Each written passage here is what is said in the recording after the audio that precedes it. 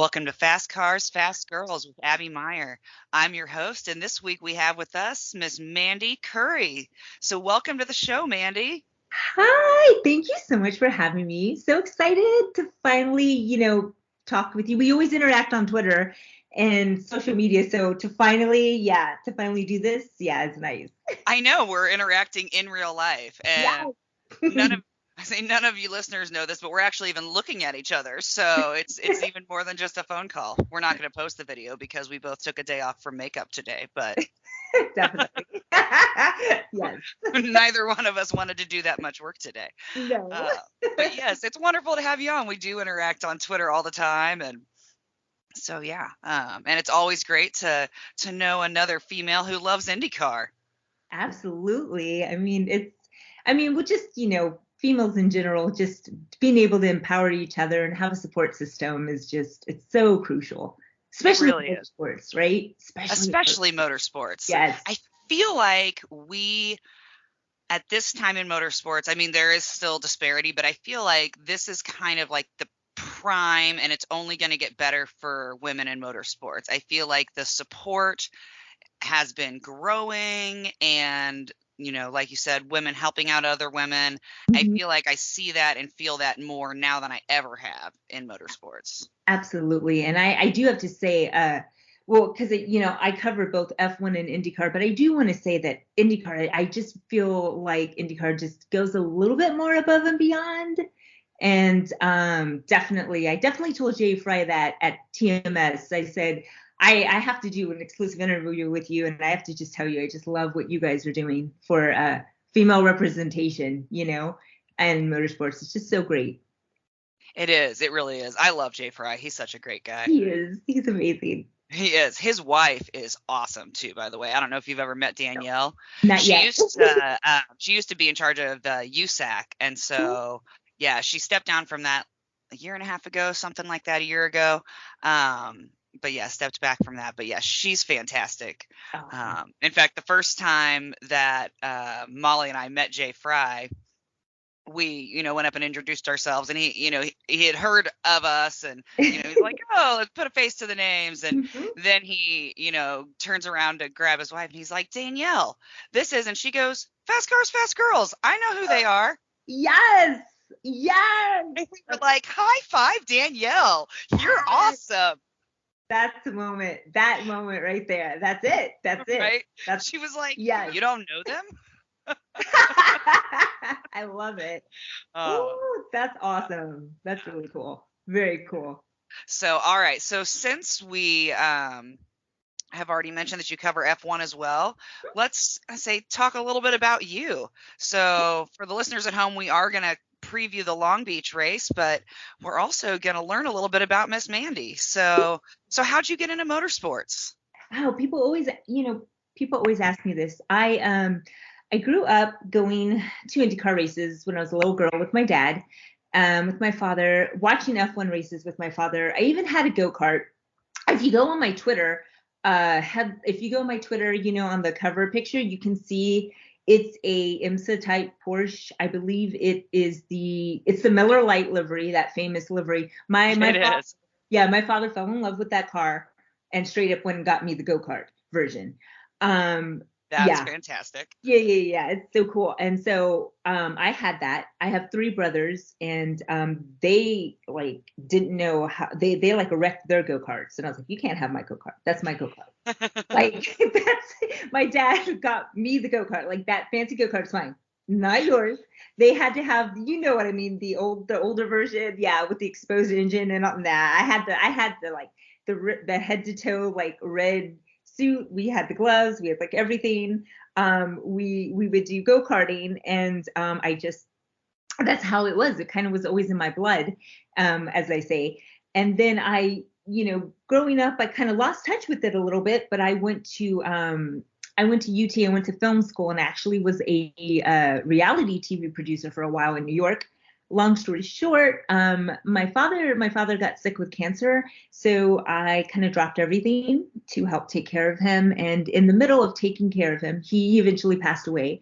But in the middle of taking care of him, I I kind of rekindled found that love again for motorsports. And before he passed away, he said, I just want you to always, remember me. And I thought, I didn't know at that time what that meant. And then that bug hit me, and here I am. I'm interviewing race car drivers that he loved. I mean, I 1 minute I'm interviewing F1 drivers. Next minute, I'm interviewing IndyCar drivers. All of these people that my father, his favorite drivers on both sides, because he loved IndyCar and F1 so much. And I get to do that. And I always think about him, and I feel him in my heart, like every day I work. It's Oh, I'm yeah, sure. I'm yeah, sure. No, yeah. I totally get that. My dad passed away when I was 21, and so, it's cool when you have those activities that you've always associated with them, and it's almost, sometimes it can be hard to do that without them. It's hard to Mhm. go and think like, I can't believe they're not here, but then you do have that like warm fuzzy feeling of, almost feeling like they're right there with you. For me, it was playing golf with my dad. Oh, And so I remember the first time I played golf after he had passed away, I go out and I get ready to hit it, and I just fucked up my first shot completely. And my dad had a few phrases he was eternally coaching, as dads do. And yes. and so there was one thing that he would always say to me if I would like try to swing too hard or whatever. He always say, "Let the club do the work." And so it was like I totally screwed up the shot, and it's like I heard his voice saying, "Let the club do the work," and I was like, "I know, I know." You're like, yes, So yes. yep, and it's like, "Yep, nope, okay, you're still here with me." So well, Yeah, that's no, good. Well, how you got back into that? yeah, Sorry that your dad definitely. passed away, though. No, I know, but he, his spirit lives on in me, and it's beautiful. It's a beautiful I have his passion became, my passion, and Hmm. I feel it in me every day. So, and there are, I mean, it is like there are moments like it's a bittersweet moment because the deeper and the more involved I get in this world, I think, oh my gosh, I would do anything to call my dad and say, guess who I just talked to today, Dad? Guess who I just interviewed? Guess what? I would love Yeah. to that because I know he would freak out. He would just be like, "What?" Yeah, I just know he would be so excited. So Oh, maybe he it's a would good. be. He might be trying. He would probably tell me what are you going to ask them. So it's probably good. That I can be my own. Right. Oh, 100% he would. He would totally, I'm sure he'd be a dad about it. Well, what are you going to ask? What do you? Yes. Oh, Totally, totally. oh, well, excellent. So, who are some of your favorite drivers? People always ask me that, and I will tell you, I love them all. I'm a professional media journalist. I have no favorites. I'm totally joking. I have I do have favorites. I have drivers that have made me fall in love with motorsports. And I will tell you, number one at my heart is Mario Andretti. Hmm. To me, he is the epitome of the true racer who can go into any sport, any race, any racing series, and do so well. He also follows me on Twitter, and I met him officially at TMS, and I lost it because he knew who I was, and I like backed into him. I was like, I was talking to some friends, and I backed into him, and I was like, oh my, I felt somebody behind me, and I was like, oh my gosh, I'm so sorry. And it was Mario, and he was Oh like, my, hi, and I was like, hi. I was like, oh god, I didn't mean to run into you.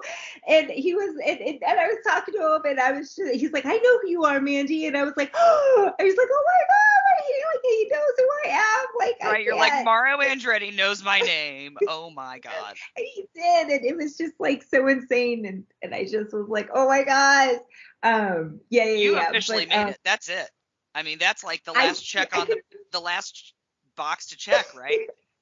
I can retire. No, no. Uh, No, yeah. So I mean, but he is my hero, and I was like, Mario, you're my hero. Like I told him that, and he just laughed at me because I mean, he's my hero. He's always in our house. It was Mario this, Mario that.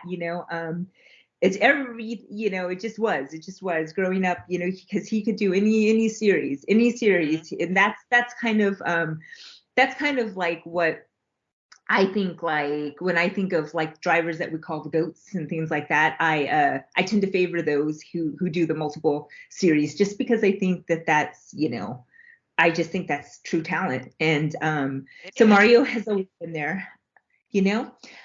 Schumacher, Michael Schumacher. Growing up, I grew up with Ferrari, and that's how I fell in love with Ferrari was through Schumi, and that's because I grew up Me at that too. era. Why, yeah, watching that F1 era with him dominating. So Yeah. so that has a lasting impression. I've always liked Sebastian Vettel, and then I have to say Alexander Rossi got me back into IndyCar. He's the driver that I lost touch. I'll be honest, I lost touch with IndyCar for a while, and he's the driver that got me back interested and got me back in there. So those are kind of like my faves for different Gotcha. reasons, obviously. Yeah. Yeah. Yeah. Excellent. And I'll tell you what, he is definitely one of my favorite drivers. Um, Everybody knows that, he is Molly's favorite driver. Yeah. It took a little bit for me to kind of warm up to him just because I was like, I can't quite read this guy and his personality, and he's a little more introverted, which is not me at He is. all, and Right. be extroverted. I mean, the phrase that I could talk to a brick wall has sometimes been thrown around, and so I can be a lot for introverts, and I can be too much for them. I'm too extra, and so I just wasn't quite sure how to take him. But the more I have gotten to know him, his sarcasm and his humor. Yeah. Oh Yes. my gosh, like he is one of the funniest drivers to me. Just the things he says, his mannerisms, sometimes just the look on his face will say a thousand things. And he gets there's a misconception about him because people do think he's arrogant. He's not. He's actually really shy. Like you just said, he is Yeah. introverted. He is really shy. He's probably one of the most kindest people ever. I'll tell you what, when I was just a fan before I was media, I got to it was the inaugural Coda race, and they did something at Napa, the Napa store in South Austin. And I heard it was a meet and greet for Alexander Rossi. So I was like, oh my God, I'm going to get there. I got there like an hour early because I'm so used to the F1 stuff. If you go and try to see an F1 driver, you got to get there like so early. Okay, so I got there. I got there an hour early. I was first in line, and his PR people were like, she's the first person that got here an hour early. And he looks at me and he goes, why? He said, why did you get here an hour early? And I was like, well, I mean, to me, you guys are like F1 drivers. And he was like, huh? It was just so great. It was so classic of him. It was just so That, classic Rossi. Just such a classic Rossi thing to say to me. And he was so nice. But you know what I mean? Of course, he was extremely so kind and took pictures with me, of course, and everything. But he was just like, why? why would you even it's like, yeah, rookie that wins the Indy 500 and all this, and he's like, why would anybody wait an hour in line for me? Yes. Yes. That's So, funny. No, he is. I feel like he is. Um, like, humble's not the right word. I feel like he is a person. I'm sorry if you're hearing this. My dog has got the zoomies right now. oh, So I apologize for the background noise. She's going ape shit in my apartment right now. Um, but I feel like he is an appropriate bragger. Like he knows where he's a badass, and he's not hesitant to be confident about that. It's not arrogance, he's confident about that. But at the same time, I think that he, yeah, is not, like I said, yeah, is not arrogant about that, and still has that humor of like, why? You're waiting for me for a whole hour? Like, exactly. oh, and I love when they interview him and they try to do an open-ended question. And oh, my favorite was in qualifying a couple years ago after Sebastian Bourdais had his big crash. Rossi was up next, and somebody was interviewing him, and they're like, with everything, with this crash that just happened, does that make you nervous? Are you concerned? And they asked maybe four questions in a row in this one sentence, and he just goes, nope. Yeah, remember that. I mean, he's just, yeah, it's great. Yeah, no, he's It's fantastic.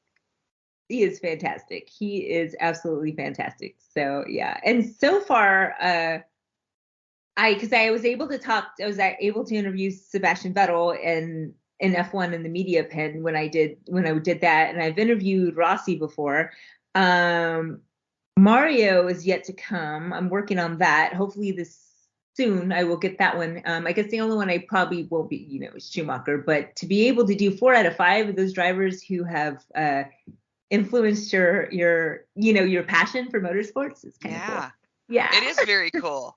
It So, is. Well, and it's because I started out as a fan as well, obviously, and it's weird when you transition into that media yeah. role Yes. of, it's like there were so many times in the beginning that I had to be like, don't lose your shit. Don't lose your shit. Because I wanted to fangirl out, and I'm like, oh my God, I cannot believe that I'm talking to this driver that I have watched for so long and love. And yeah. And now, of course, it's just like, hey, how's it going? How's the kid? Yeah, exactly. You get so used to it. Now it's like second nature. I always, but I don't get nervous. I used to get extremely nervous just interviewing Indy drivers. I don't get that nervousness anymore, but I get that. I don't know if it makes sense, but I still have that passion and that excitement. So that's always there, if that makes sense. Yeah. Yes. Because we're all fans. We also, I mean, let's be real. If you're a motorsports journalist or you work in the media, chances are you're a fan. You do this because you love the sport. So, Absolutely. yeah. So, Absolutely. definitely. Yeah. Well, and if you come to Road America or Mid Ohio, you'll have to come and check out the campsite Oh, because I have an event at the camping races I go to, and we call it Fast Cars, Fast Girls, or FCFG Unplugged. And nice. so it's not an interview, it's not a Q&A, but we invite drivers, team members, PR people, etc. And at Mid Ohio especially, it's now become like a tradition Mm-hmm. that pretty much the entire Meyer Shank racing team comes out, Mike Shank Oh, included. And so they oh, come and cool. hang out and the thought behind the start of it was everybody, including the professionals, start out as a fan. We all are Yeah. just race fans, no matter what you do in and around motorsports. We're all just race fans. And I wanted to create an environment where you could just hang out and not have that generic autograph session Yeah. interaction where and so I have this whole group of friends that, have all these photos and they're like, I drank a beer with Mike Shank. I drank a Yingling with Jack Harvey's dad. Amazing. It I love is. that. Don't you and I'm not, I just want to throw this out there. I love F1 and IndyCar are my two favorite motorsports series. Half of my heart is F1, half of it's IndyCar, but so I'm not ever talking bad about one or the other, but I will say, don't you just love how approachable IndyCar is? The fact that you Yes. can have that I always tell F1 people all the time, or I have a really good group of British friends who came across the pond to TMS, and they were just like, this is insane. They're like, you mean we can just, and I'm like, yeah, you can just go up and talk to them right there. Yeah, you Yeah. can go, like, because they have the paddock. Like, I know, and people always ask me too if they've never been to an IndyCar race. I say, go splurge. It's worth it. It's not going to break your bank. No. It's like F1 Reasonable. will you'll go broke. But if you want to get a garage slash pit pass, get one in IndyCar.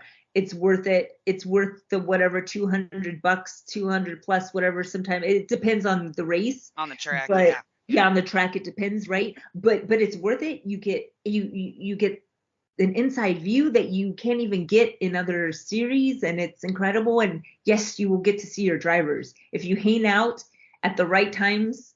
You can see them and you can get pictures and autographs and everything. Yeah. So. Absolutely. And one of the things that I really love about IndyCar and the approachability of the drivers and things is also, their PR people and their team members are also very approachable. If you've got just one driver that you want to see, but we always try to be respectful because they're Mhm. working. Right. You can always just say, do you think if I hung out here for a little bit that, maybe I could get a photo with so and so. And I found when I was just a fan, that, you know, being flexible and just being respectful of the fact that they're Mhm. working and whatever, they go out of their way. They're like, "Oh, that's all you need? Yeah, hold on just a second. Let me go grab them." And That's awesome. No, yeah, definitely.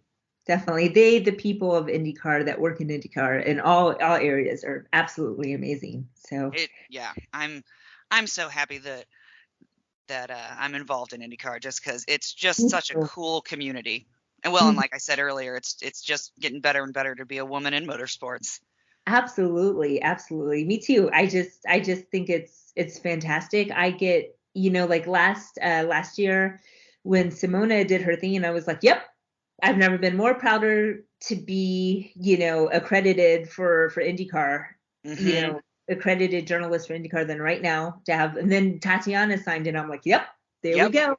And then here comes Tatiana, and I'm like, once again, very proud to be, covering this amazing series. Definitely. absolutely. Oh yeah, that was such a cool thing last May with Simona and Beth Paretta's whole team. And Yes, man, Beth Paretta is a certifiable badass. I'll tell you that. she is. She And is. she is all business on pit road. Yes, Um, yeah, I mean, watching that team work, I was like, this is a serious team right here. Uh, absolutely. yeah, and one of oh, I cannot remember her name now, of course. But she works for Penske, but she was one of the tire changers, Uh-huh. and I watched her sling these tires around. Yeah. I mean, and it's not that I haven't seen pit stops and haven't seen, the crew Mhm. do that, but she's like one arming throwing these around, and I was Absolutely. like, I am impressed. Like, Yes. I am thoroughly impressed. I'm like, I don't even see that many of the guys do the one arm sling. Right. No, no, seriously. Yeah, I mean, that's no joke. The tires are no joke. Yeah, they're heavy as hell. I was I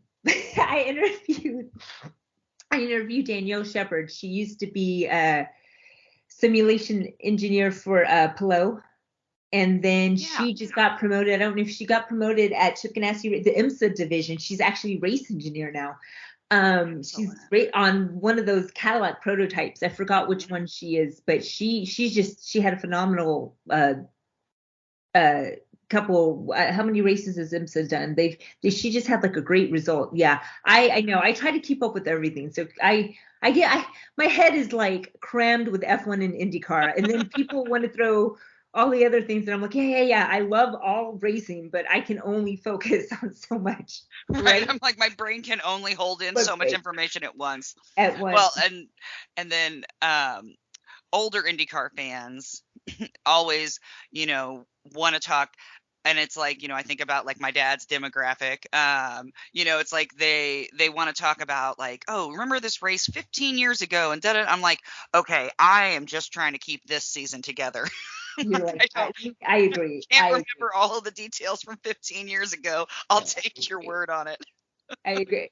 Oh, I was going to say, oh, Danielle, when I interviewed her, we were talking about because she has been over the pit, and I said, thank you, for women like you who can inspire women to be out there, like in the pit and everything, and I said, maybe I could do it too, and she's like, I bet you could do the windshield, but maybe not the tire change.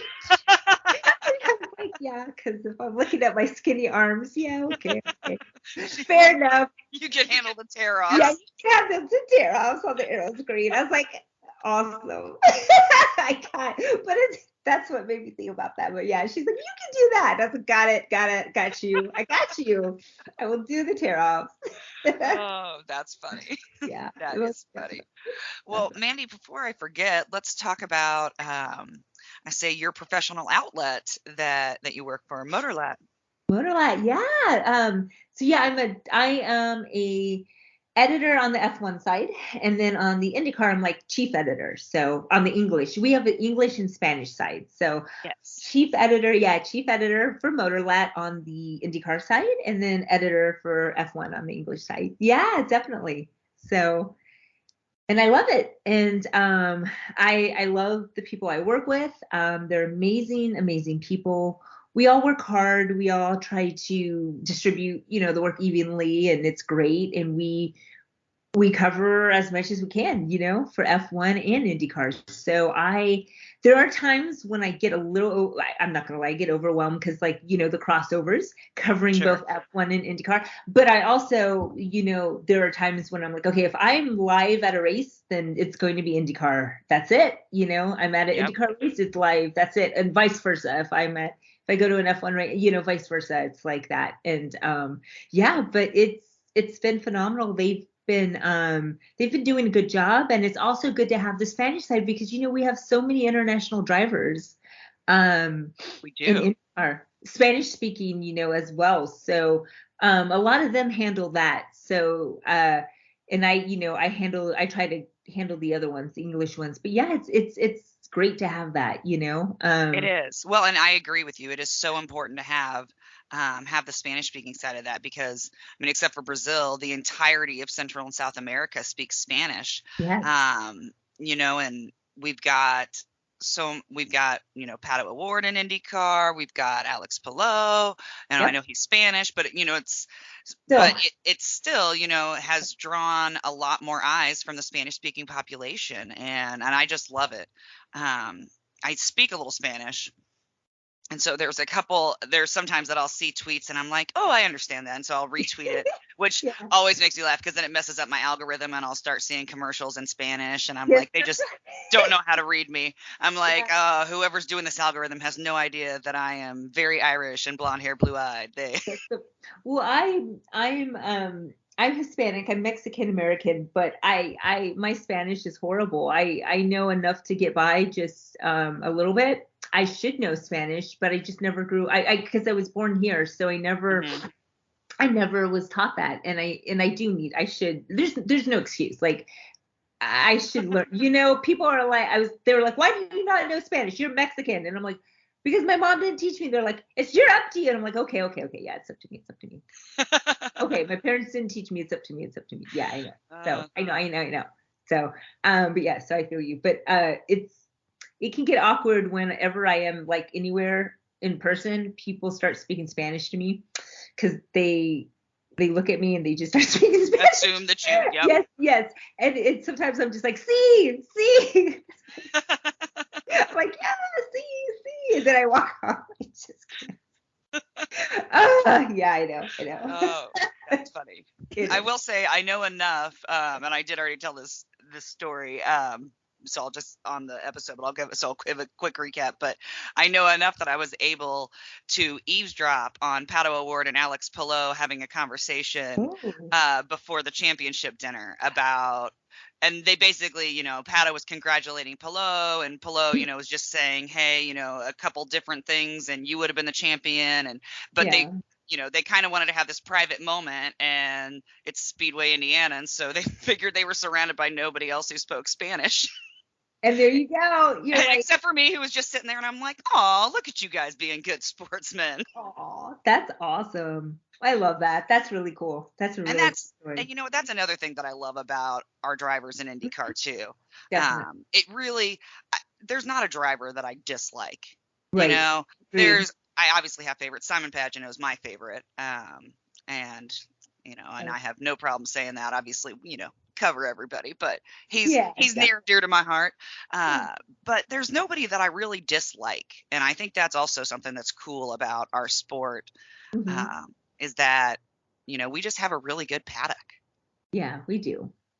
Definitely. It is great to see that camaraderie around everyone, it's really cool. It's something you don't really see anywhere else, I feel like, in other series. And I mean, you do see it in like in F1 and stuff. You saw like Max congratulating, I mean, Leclerc congratulating Max and stuff like that. And you definitely see that. But I think to have all of them, like to Hmm. have this general, like there's something so unique about IndyCar to where they all, get along. Yeah. Absolutely. Absolutely. Yeah, like last week at or was it last week? Anyhow, at TMS Hmm. when Felix won the pole. Hmm. He used to be teammates with Scott Dixon. Scott Dixon Oh, comes right. right over and congratulates him. It's like they're not teammates anymore, but they used to be. And he comes right over and he's like, "Congratulations, buddy." Yeah, I mean that was phenomenal, and I know Marcus was so happy for him, and they're fellow Swedes, and they are Hmm. like I even Marcus during the press conference was like, he's one of my best friends, and it's just cool, It it's is just cool. cool to see that. It's definitely cool to see that. So yeah, I love that. It's very cool. Okay, so let the people know where they can find Motorlat and where they can find you on social Yeah, media. yeah, definitely. Well, it's motorlat.com, motor lat like Latin America, but motorlat .com is our website. You can find me on Twitter, Mandy. It's Mandy, Mandy CTV, and I'm on Instagram too. My full name, Mandy Curi. So yeah, and there you go. That's where you can find us. Excellent.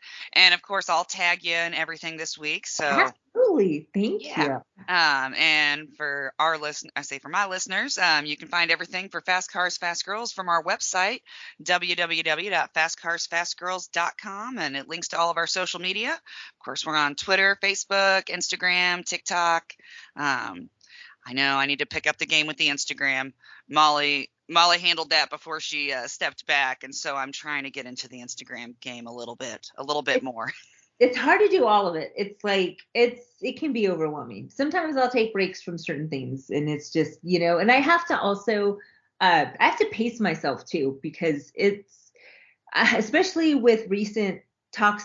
Don't get me started on the toxicness of like last season, just being a female well, just I've gotten so much crap. Hmm.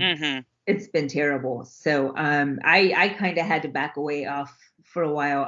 After I interviewed Roman after he got his first pole in IndyCar, I Yeah. posted like on my YouTube, I posted like a short video, just asking him a question, and I got ripped a new one. I mean, I was told I was ugly, I should go kill myself. I was told, I mean, I look like a man. Oh Uh, my gosh. what I'm what like, you're wearing no makeup, and I'm like, wow, you are naturally gorgeous. no, thank you, but no, it's just what was the I'm fake as fuck. I'm like, what are you even talking about? I've asked a Oh, question. It always gets me when people tell me I should go kill myself. Um, right. yeah. Okay. Do you really want me to go kill myself? It's like, really, what? I mean, just so insane. Just anyways. So I really try to balance the social Yeah. media game. um Absolutely insane. So I Yeah. mean, I'll like Some people are just crazy. wild online. Yeah, just crazy. I mean, that's really what it comes down to. Not to mention that, of course, as females, we always have the extra creepy DMs to contend with as well. Aside from There the is that. critics. Yeah, aside from the critics, there's always the extra creepy DMs. Always, always. Oh, One of my favorites was when Molly and I had just started Fast Cars, Fast Girls, maybe like 6 months in or whatever, and we just get a DM that says, "I'd like to take the blonde one out to dinner." okay. I'm like, you didn't even do enough research to figure out what my fucking name was? No kidding. The The blonde. blonde one. I'm like, what am I, a dog? I'll take the brindle. Like, this is like, you're not at the Humane Society. Like, um, yeah, I'll take the black one. No, Oh my no, god. no, Oh my no, god. thank you. Oh no, no. The shit that we have to put up with. It's Uh, terrible.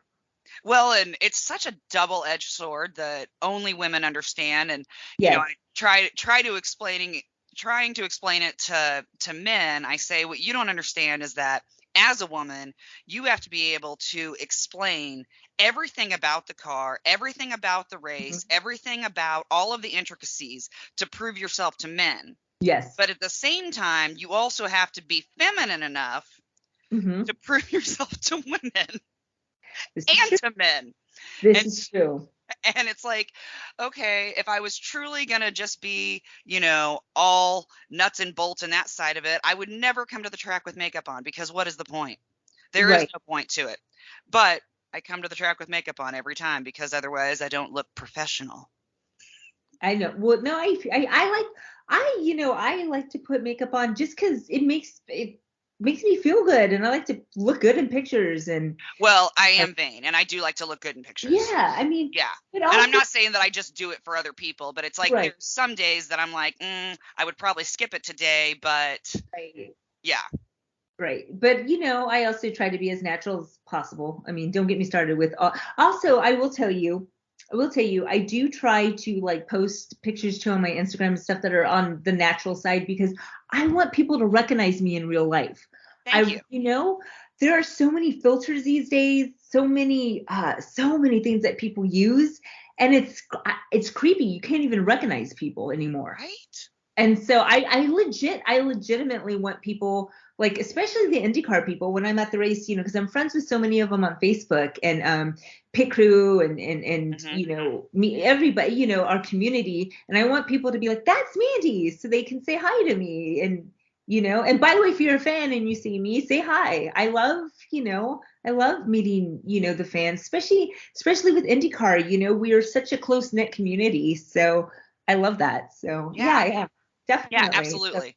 I say I had a friend, yeah, I had somebody who they DM'd me on Instagram and they were like, I'm a big F1 fan. TMS is my first IndyCar race. And he was like, do you have any suggestions? And I told him to get the garage pit pass. And then I was in the garage before on race day, just taking some pictures, talking with people, on the teams.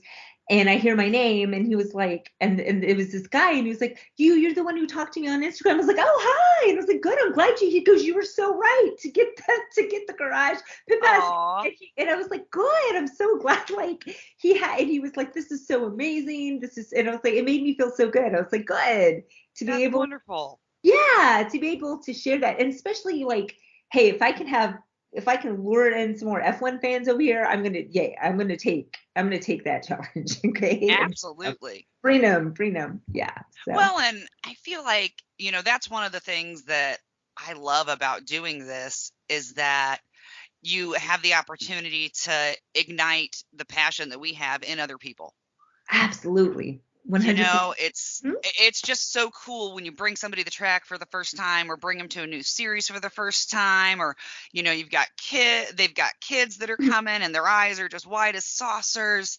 It's awesome to be a part of igniting a new passion in someone else. 100%, totally. It totally is. Yeah. And IndyCar is it's such a wonderful experience to share with your loved ones. It So is. It is. It's such a family sport. mhm, definitely. Most Yeah. definitely. Yeah. I started going to the 500 with my family, and at Oh, one time we had actually 16 tickets together for the 500. oh wow. We've scaled it down to 10. There you go. We won't go any lower than that, Wow. but yeah, so I've got, many years of, and my mom actually went to the Indy 500 when she was in high school. Her Oh, parents had been going since the 1950s. wow. And yeah, so it's one of those things that is, the love of IndyCar has just been passed down with each generation, and it was kind of like a rite of passage. When you turned 18, you could go to Aunt Bertie's house for the 500. Oh, that's awesome. I have yet to go to one. I'm hoping I'll be going this year. I hope. So Excellent. I hope that could be our chance to hang out. Absolutely. I was going to say, if Yeah. you come in, let me Yes. know. I will. Um, I don't know anything. I would, it would be one of those things where I don't even, I've never been to Indy. So it would be like, where do I go eat? Help me out. you oh, know, absolutely. Well, you and I was know. going to say, if you don't want to spend a fortune on a hotel, it's nothing fancy, but I say, I do have an extra bedroom. Oh my God, you're a lifesaver. No, thank you. Thank you. I will, if I don't know, that would be amazing because yeah, it could be, I don't want to be the damsel in distress, but it could be a little intimidating to travel alone as a female, even if it's, Yes. even if it just is in America. Like kind of thinking about at some point I'm going to have to be going overseas for F1 races, and I'm a little bit worried too about going to a foreign country by myself, like having to, you know. Absolutely. No, I think that it's valid. That's a very valid point. I had Molly and I actually were together and had a very scary experience in the garages at Daytona during a Rolex 24. Oh no. Um, and it was in the middle of the night, and it was, 2:30 in the morning, and we were staying up all night long. And so we're just, walking around the garage, just kind of crossing our fingers that something would happen and we'd see some good Right. action. And then out of nowhere, this guy just like accosted us, and we are like backed up against a fence, and he Whoa. is like in our face and was very drunk. And we both were like, what in the fuck? And we had our cameras, and and my dad was a police officer, Uh-huh. so I know self-defense and things like that, but we're trying to kind of de-escalate the situation. Yes. And I was like, okay, I'm going to have to use this Nikon camera as a weapon. Like, that's what's going to have to Yeah. happen here. Oh, And eventually, I just was kind of like, we were just firm with the guy. And I was like, I think it's best if you just walk away now. yeah, And he was like, definitely. what? And I was like, we're done. We're done talking. This conversation is over. You need to walk away. Yeah. And, luckily he listened and did, and we hightailed it out of there. And then I turned to Molly, and then we both were kind of shaken. And I turned to Molly Yeah. and I said, I'll tell you what, I would have been a lot more scared if you didn't have your taser. And then Molly goes, I don't have my taser. I thought you had your gun. I go, Oh, I didn't bring my gun. It's a racetrack. I can't bring a gun into the track. And so both of us who do have, personal yes. protection weapons, Yes. and I've had handgun training, and I'm Oh my licensed to God. carry and all that jazz. And so then we laughed about that I'm like, we are in a place that neither one of us felt like we should have to bring something like that, and even being two of us. Because you shouldn't, we shouldn't have to worry about that. But the reality is, especially with people who get a little drunk, Hmm. and not just men, women too. I mean, I've been Oh, yeah. women drinking, like it's just these rowdy people.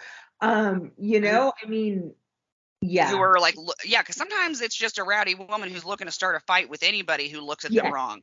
Oh, Yeah. definitely, definitely. I've been, yeah. So, but yeah, when I'll tell you what, it got scary. Not like on that level, but when at F1, so I'm leaving the paddock with my colleague, and F1 is just insane, right? So we're leaving the paddock to at the end of one of the days, and the crowd of people there waiting to try to get a glimpse of one of the F1 drivers, right? So we couldn't even get out of there, and the security went at Coda. They are so amazing. They just were like, they went kind of ape shit and yelled at the crowd, and they're like, get out of their way, they're trying to get through. And then everybody was like, oh, and everybody, like, it was like parting the The sea Red Sea, yeah. of the crowd, and people were like looking at my colleague Paula and I, like we were VIP, because they're like, you just came out of the F1 paddock. Like, it's so funny. We're like, yeah, so get out of our way, let us Right? And they're looking at you. They're like, are they famous? Should we recognize them? Should I be filming this? through. Exactly. They're like, Oh my who god. are these VIPs? Yes, definitely. Oh, I yeah. No, sometimes it's just, yeah. So I, People, crowds of people, it's hectic. it can be. It definitely can be. So yeah, no, girl. I say I'll hook you up in May. No, thank you. You just are a lifesaver, because yeah, I'm still waiting to hear the official accreditation. Like, you've been approved. Oh, So gotcha. Yeah, yeah. yeah, yeah. Which So I don't think it'll be a problem, obviously, but yeah. no, So I wouldn't no, think so. you're a lifesaver, and you're more than welcome in Austin. Well, So thank you. Yeah. I say I may have to take you up on that. I'm yes, like, one of these days I'm gonna make it there, even if it's not for an IndyCar race, although yes, fingers crossed. fingers. Um, but fingers crossed that we go back there. I But know, I but know. yeah, one of these days I need to see a race at It's Coda. it's amazing. It's incredible. It's such a great track. I mean, I love it. So It's a very cool track. I love it on TV. it's amazing. Well, and honestly, I need to get down there when the W Series is there as well. Yeah, they're there for, well, with F1. So Yeah, yeah. so I can So combine that into one weekend. yeah, it's amazing. Amazing. Absolutely. Well, good. Okay. Yes. So Excellent. Well, good. Yeah, no, I'll take you up on that. So we'll be, I I say, that's like pressure off of me, because whew, I was thinking about that too, and I was like, man, is it too late to even make those accommodations at Indy? Because I know how everything fills up. So It does. And yeah, the closer you get, I mean, and everything's, of course, right. surge priced and but Oh, yeah, I literally live in Speedway. I'm not even a that's 5-minute drive to the track. So oh, that's fantastic. You're a lifesaver. You're such a lifesaver. Oh I my say, gosh. we'll chat more after we're done recording. Absolutely. I'm like, Yes. our listeners don't need to hear your entire travel plans for that No, weekend. they don't. They do not consider all my travel plans. I No, say, unless you want some new stalkers, I guess. I don't know. no, no. Definitely don't want Yeah, that. the Fast Cars, Fast Girls listeners have a habit of, and I love this and encourage it. At first, I was like, is this creepy or is this funny? But it's really funny. Some people that are a little shyer and don't feel comfortable coming up to say hi will like take a picture and then tweet it at us or tweet it at Oh. me and be like, I saw you in Pagoda Plaza. And I'm like, okay, well, You're you like, just come over and said hi. I didn't realize we were only 20 feet away. that's funny. Oh, it is hard for people like you and me because I am very much an extrovert like you. So I'm like, just come say hi. But I tell people like, like on Facebook when I was at TMS, I'm like, I'm back in the IndyCar paddock. People say hi. And I had Facebook. You know how it is. You're friends with people because they're in the industry, but you've never met them. So I had all these, right? I had all these people come up, Mandy, and I'm like, yes. They're like, where's? And I'm like, yeah, I know who you are. Yeah, we're Facebook friends. Yes. Right? You're like, yes, here we are in real life now. Yes. So cool. Oh, no, I love it. Love it. Okay, so on to I say Mhm. the topic of the day, Long Yes. Beach. Long It's Beach. your first time going to Long Beach. Yes. You are in for a treat. It's a great race. I'm so excited. I'm excited. It kind of like it's like a birthday weekend of mine. So I thought, why not mix in a little business with pleasure and get there a couple days early. And then I'm assuming there's that Alex Zanardi is supposed to be inducted to the Hall of Fame on that Thursday, or I believe. Yeah, So I hope we get access to that because that would be cool. I mean, we're that new. would be very cool. I'm like, we normally get invitations for that kind of stuff. So hopefully that's going to be there. So that's something really cool. That is very cool. I will say So, so. I'm sure most of my listeners laughed when I said that you're in for a treat at Long Beach because they've all heard me bitch about Long oh, Beach. And I've said I'm not going back again until I have a sugar daddy. it's like that. Well, I will tell you, it's a splurge. So Well, yeah, for if it's your birthday too. it's my birthday, so it's a splurge. Otherwise, I would not be doing it. So it's a splurge. And yeah, the hotels are extremely expensive. Hmm. Um, but like my mom was like, I'll pay for the hotel. And I was like, do you even know how much? Right? You're like, I don't know that you want to sign a blank check on this one. But she did. And Oh, I love her for that because she's like, that's my birthday gift to you. So I'm excited. that's great. So yeah, it'll be, and yes, I can imagine it's, like at TMS, it was not expensive. Obviously, you go there and you've been there, so yeah. Yeah. But Long Beach, I mean, you have to think about too. Laguna is that way too. Laguna Seca. Have you been to Laguna? No, I'm hoping Okay. to go this year Yeah, so that's good. Just brace yourself for that for that because one. that's Yeah. that's expensive as well. However, it's Laguna Seca. It's a corkscrew. It's amazing. So, Right. but yeah, but Long Beach. So yeah, so there you go. I'm going in with that mentality of So it's. you're prepared. I'm mentally prepared. Good. I will say it was one of those tracks where you know how there's some tracks that with your, media card, with your credentials, you have like carte blanche, you can go everywhere. Uh, Like it's like they roll out the red carpet for you. That's not one of those tracks. oh, so how is that? Explain this to So me. like you can get into like pit and paddock area just fine, like that'll be fine, but they have special photo areas that even if you're media, you have to pay extra to have What? access to these photo areas. Like, what kind of photo areas are you talking about? Like up high, that last turn before the straightaway. Okay. Yeah, like Yes. that last turn. So there's grandstands there, which are awesome, and then there's up high, like kind of overlooking a like photo catwalk thing where you can take great photos of cars coming around that last sharp Oh, turn. And so I okay. tried to get up there, and they're like, you don't have the right credentials. And I'm like, I have a hard card, a season long hard card, and they were like, yeah, well, I don't know anything about that, but you don't have the card you need to get up here. Oh, so these are for like pictures. Yeah, Oh, what? it's wild. That's for pictures. For pictures. And so, and it was, and I was like, okay, let me look and see how much this is. It was like $750. And I What? was, yeah, I was like, I didn't even pay that much for my fucking camera. I'm not paying that much to take photos. For photos. Why is it that much? That's so weird. I've never heard of that. It's the only track I've ever seen do that. Yeah, because I don't think they do that. I don't. I mean, now granted, I can't speak on because I go as a journalist, so I don't go and get the photo vest. I go as just Gotcha. a journalist. But I mean, at Laguna, it wasn't. I mean, Yeah, they don't do that there. You okay. can go everywhere. Because yeah, I do photography as well. And so That's yeah, terrible. so for me, I was like, what in the hell is this? That's terrible. I That's know. absolutely terrible. Yeah, so that was probably the most well, that was the second most annoying thing to me. The first most annoying was just because of how the track is set up. You go over so many bridges to get everywhere. So you Oh, definitely get your steps in. okay. Well, I And would definitely have to tell my husband that because my husband's coming with me. So this is his first time in Long Beach. Well, it's both of our first time in Long Beach. So, yeah. but he got like the tickets were selling out so fast. He got like the one ticket, like one seat on. It's like right. What it's like on the main grandstand kind of area, and he got the one seat because everybody buys in twos. But I'm like, you have to go sit by yourself because I'm going to be working.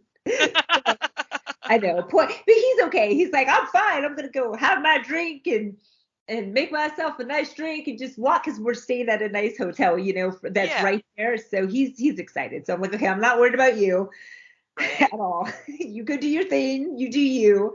But yeah, so that's interesting. But yeah, so there you go.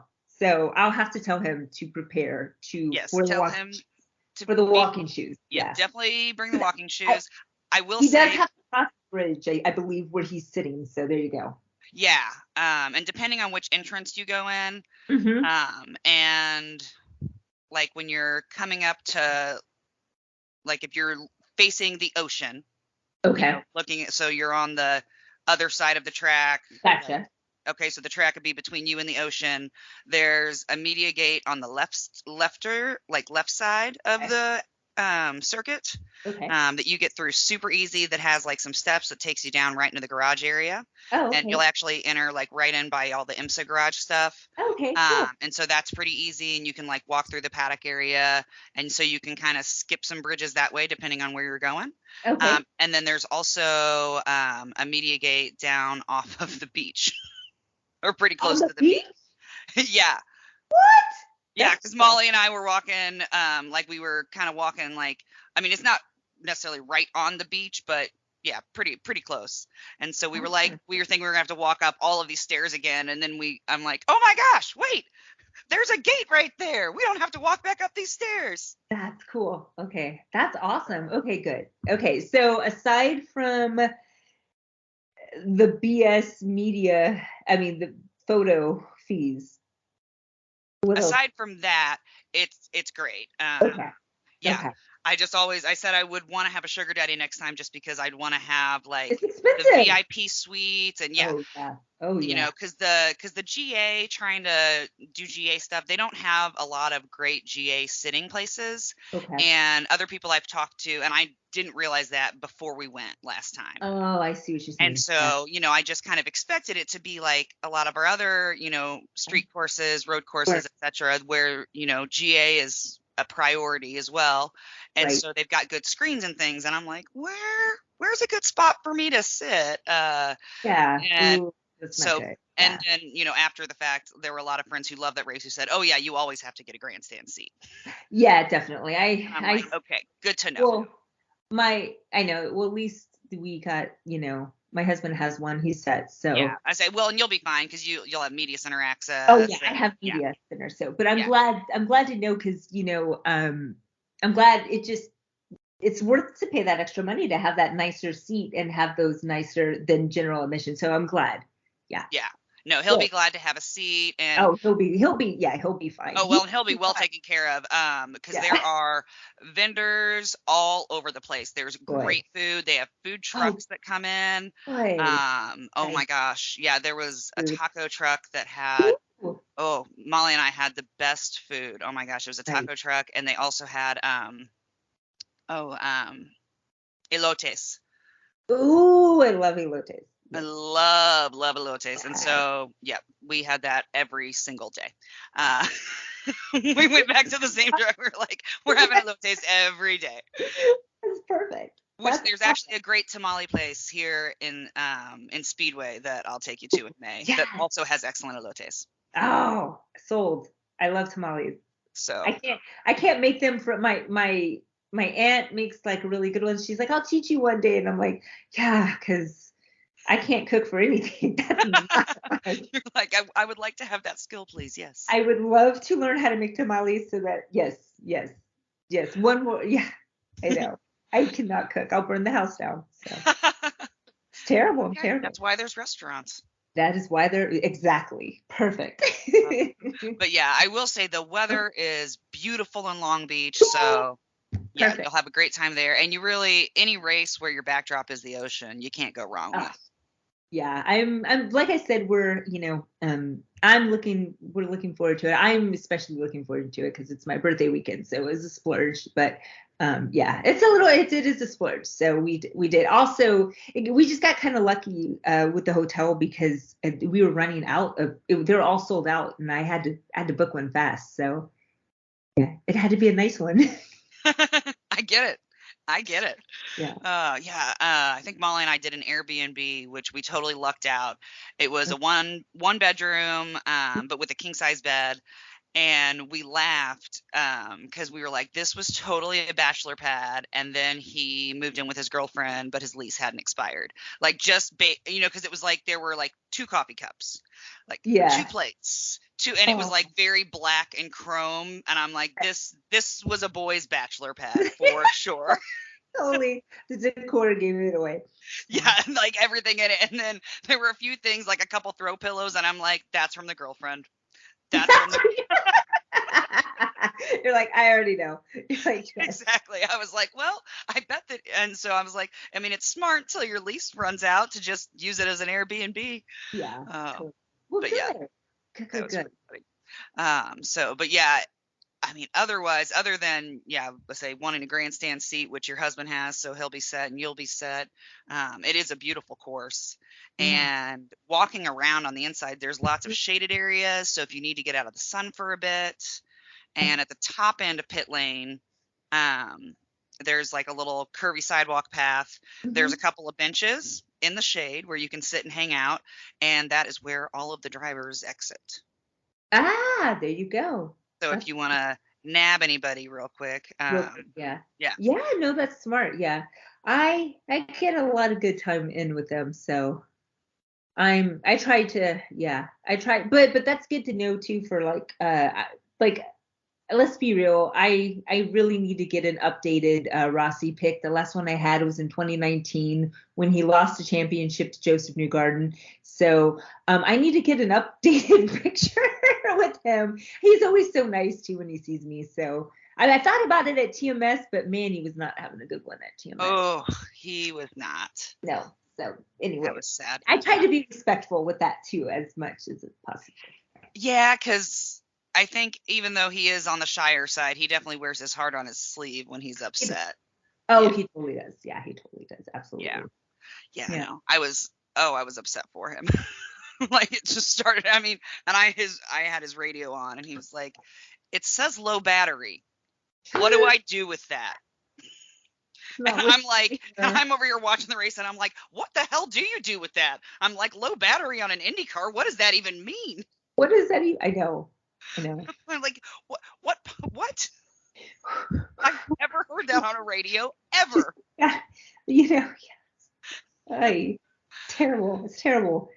Terrible luck. Terrible luck for him. Terrible luck. Oh, yeah, a great driver that has been plagued with way too many mechanical gremlins.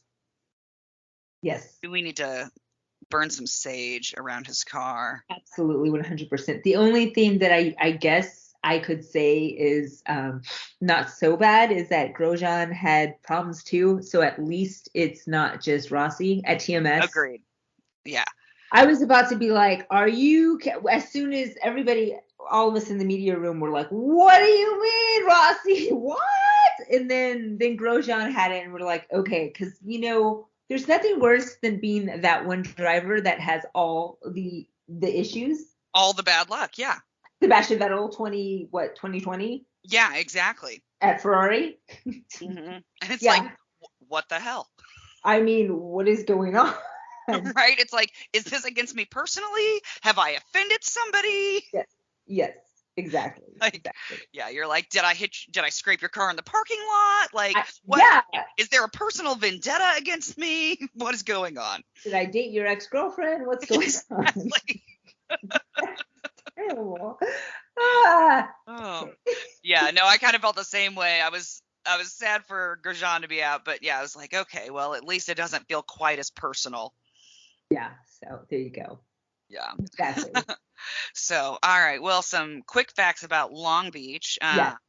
So it is a temporary road course. I say Yeah. for anybody who doesn't know, which is very cool. They shut it down, I think, and the main drag is Ocean Boulevard. I believe that they turn into part of the track, and there's that awesome fountain. Yes, the dolphins, right? With the dolphins, yep. I like it when they was it. Yeah, it was last year because it was season finale and all that drama happened. It's like when you see the cars crash around the dolphin fountain. It's just so fun. I'm sorry. It is because at that point it looks like Mario Kart. Yes, that's exactly what It's like just like just everybody stacking in, hitting each other, but I just I mean, we can laugh because everybody is obviously safe, but yes, but I mean, what? It's just this weird dolphin fountain, and then it just.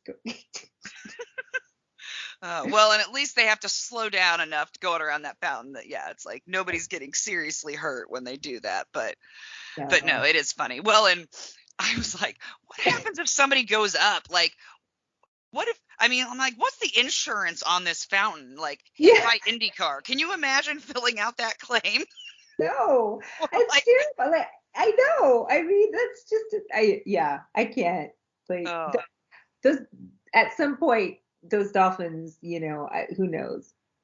I hope at some they're point going to be knocked off. Yeah, they may not last as long as this race will. Maybe not. Oh my goodness. Oh, yeah. I wonder if AMR has. Well, I guess they have the tow truck for cars, so they could just hook that up under the Dolphins if they had to lift it off of a car. That would be that would make for some great TV. That would be insane. That would be so funny. Oh my gosh. That would be such an entertaining yellow flag. It would be, because so and so went off and knocked the Dolphins off. Knocked the Dolphins off. Oh, yeah. If that happens this year, then we're gonna have to be really careful about what we talk about, because obviously we've got some power that we don't realize. We have this power. Yeah. Yeah. It's the journalist curse. Okay. All right. So it is a temporary road course. It is just under 2 miles long. And we go for 85 laps, which comes out to 167.28 miles or 269.211 kilometers. Okay. As far as last year, Joseph Newgarden got the pole. Yes, he did. He did everything right. He did everything right. Everything right. And I feel for him because he did That's the second time in a row he's done everything right. He's lost the championship. And I really do feel for him.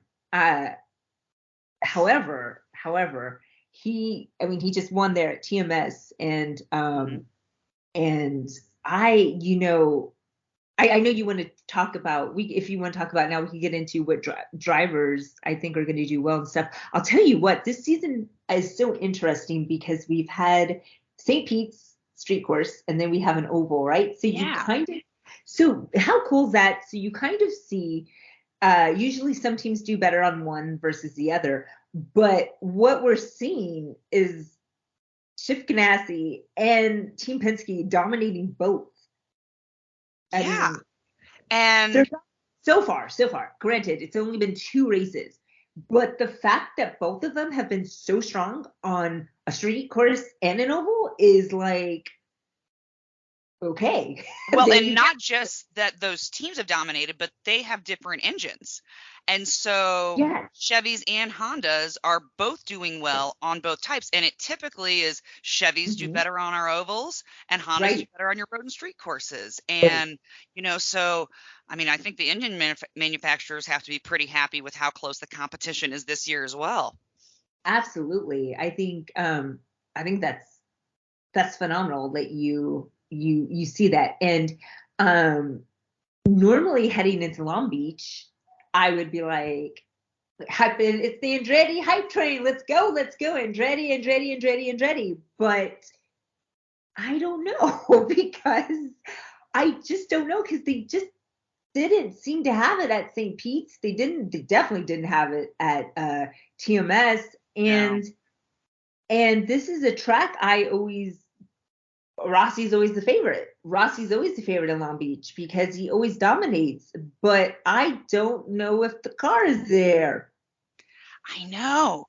And I that's don't like, I would love for this to kind of be a comeback race for him this season and just come out and absolutely dominate and have one of those drives where it's literally like Rossi, and then it feels like it's 10 seconds later, the rest of the field is behind him, like he's just out for a Sunday drive. I would right. love for that to happen for him. But yeah, it's just something's going on in that Andretti garage that is not working well. Yeah, and like I said, the fact that it was Grosjean too, so it's like it kind of worries me there in that sense because you're having multiple cars have issues, and hopefully, it'll be really interesting to see if they've been able to fix that. Colton was doing pretty well until he had like I believe he had like a really slow pit stop at TMS that just screwed him. Then he was out. He Hmm. couldn't jump up from that. So I'm wondering because they have the drivers. When you think of street course drivers that are the dominant ones, you always think of the Andretti ones. You think of Colton. You think of Rossi, and then of course Roman because he Hmm. has the F1 experience. Definitely has that technical abilities in him. They all do. However, it's going to be really interesting to see. I think I will have a better read on Andretti when we start seeing the practices, right, and the quali, and then by quali we'll know where the race pace is. Hopefully, we'll see. But then again, quali is just quali pace. Qualifying is just qualifying pace, and if they do like if they do really well in practice, then that's a good sign because they're probably doing more race runs Sure. versus just the one-off quality laps. So, but like I said, it'll be really interesting to see who how they do at that weekend. And then we could probably get a better idea of that. But I don't see Chip Ganassi Racing slowing down anytime soon. Nope. I don't see Team Penske slowing down anytime soon. So it I feel for Arrow McLaren. They have had some Yeah. struggles, right? They've had some bad luck. I mean, well, and I had Felix on my fantasy team for TMS and just, oh, heartbreaker. Um, and yeah, the 7 car especially has had some bad luck. But Yes. but yeah, well, and speaking of them, Pato actually had the fastest lap at Long Beach last year, and um, and he didn't even podium. And so it's Yeah, like that's where you're like, oh, come on. Um, yeah, definitely. Well, that's the bad luck too that happened to him. yeah, Right. Was it that first lap when who was the back mark? Or no, it was at the very beginning of the race. it was.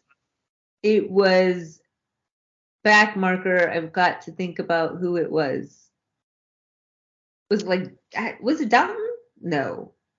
Ah, I can't no, remember. I can't remember either. I know this is when my stats start. Right? This That's is when okay. yeah. But anyway, But yeah, he got caught up in that. you And got caught up in that. So well, yeah, a little concerning for Aaron McLaren. Um, some of the smaller teams, I would love to see, I mean, I always like when the smaller teams do well. oh, absolutely. So I would love to see any of those teams. Meyer Shank was so strong Hmm. last season. I'd love to see them continue those strides this year. I think, yeah, and then like I said, it's only been 2 races, so hopefully, people can get it, sorted, and they've had time to kind of get that. But I mean, like I said, I just don't see Ganassi Racing or Team Penske just slowing. I just don't see them slowing down. Yeah, I don't see them slowing down or making any huge mistakes. I feel like Yeah, anybody else that wants to run up in the front is really going to have to earn it. Uh, yeah, definitely. yeah, because they have started off strong. I mean, yeah, Scott McLaughlin is not. I mean, he's going to give everybody a run for their money on the championship this year. Oh, totally, absolutely, and it's well deserved, and Oh, it's very much. and I love, like I said, I love seeing the drivers cross over. So Same. into other series and then do well, Hmm. especially like Roman, like obviously. Oh yeah, Um, and I love that he's in IndyCar now. Oh my gosh.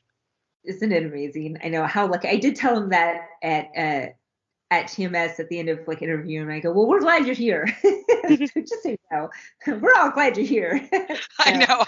I always crack myself up whenever we've got a new driver, that comes from another series because I always yeah. introduce myself and I'm like, you'll see me, you'll get to know me, da da da da, and I always joke, I'm like, you'll hear me, I'm very loud, but I'm always like, welcome, thanks so much for coming. We're happy. And I'm like, and sometimes people are like, do you what are you, IndyCar's personal welcome Yeah. committee? And I'm like, might as well be.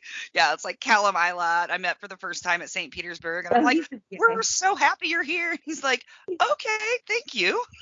he's nice. I talked to him in the F1 paddock at Coda, and I was like, I'm also, I also cover IndyCar. So he was really excited because he hadn't moved over yet. He already knew he was coming, but I was like, yeah. And then I saw him, and he's like, I remember you at Coda, and I was like, that's really cool. Yeah. So yeah, definitely, definitely. How are you feeling? Okay, I want to talk for a second about the rookies because I feel like our rookie class this year is so calm compared to what it has been. Remember Yes. why they're not as aggressive? I feel like remember when it was like Renus and Alex and Colton as rookies, like they were giving the veteran drivers like a run for their money, and they Hmm. were so aggressive. And I really feel like this. I granted it's only 2 races in, but I really feel that they I don't know, they're not as aggressive. It's interesting. It has been interesting because, yeah, I kind of feel the same way. I think, well, I'll say Devlin DeFrancesco, I think, was a little too aggressive, and Oh, learned his TMS. lesson. Yeah, Oh, yeah. You don't go oh three man. wide at TMS. No. It's not a thing. Especially with that, whatever, what do we call that lap? The High Line? Gosh, Yeah. that High But that Line area?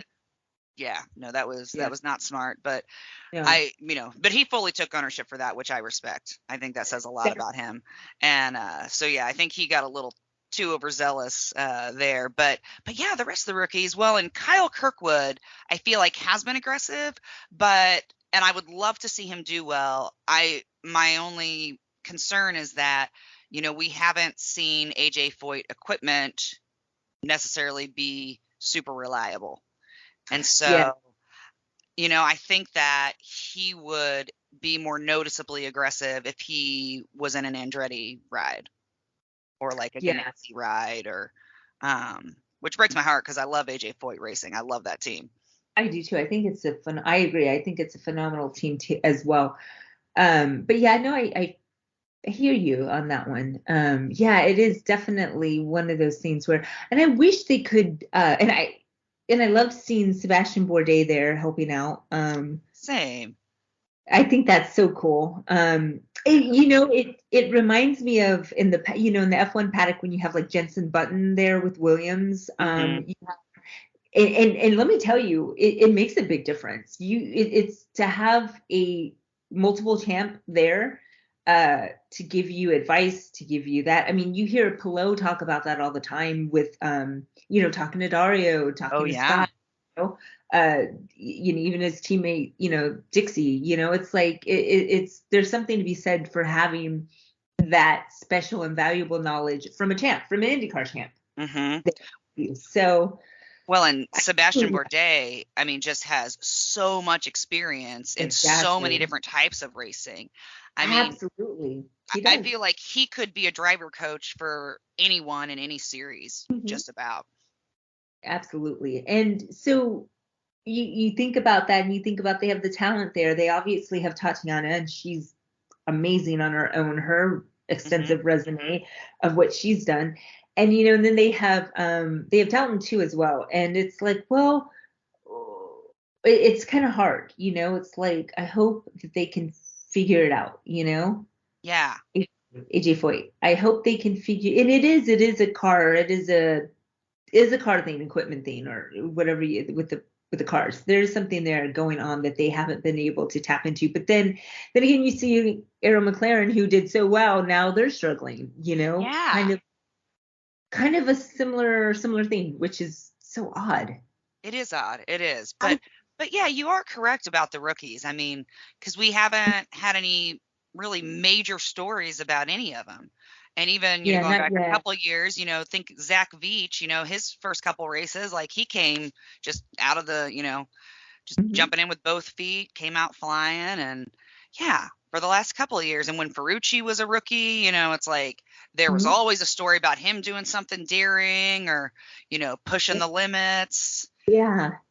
Colton obviously dominated. Obviously. Colton obviously dominated his year. It's interesting. They're a little bit more laid back, more low key. Uh, Yeah. right? I feel that way about them. Maybe, yeah, it's interesting because I don't see them as, like I said, as aggressive as we've had others in the past. And then Yeah. Rena's was so aggressive. Renus was so aggressive. Oh, I love so Rena. so many comments from veteran drivers about he needs to learn da da da da. And I'm like, "He- it's Renus. He's not changing.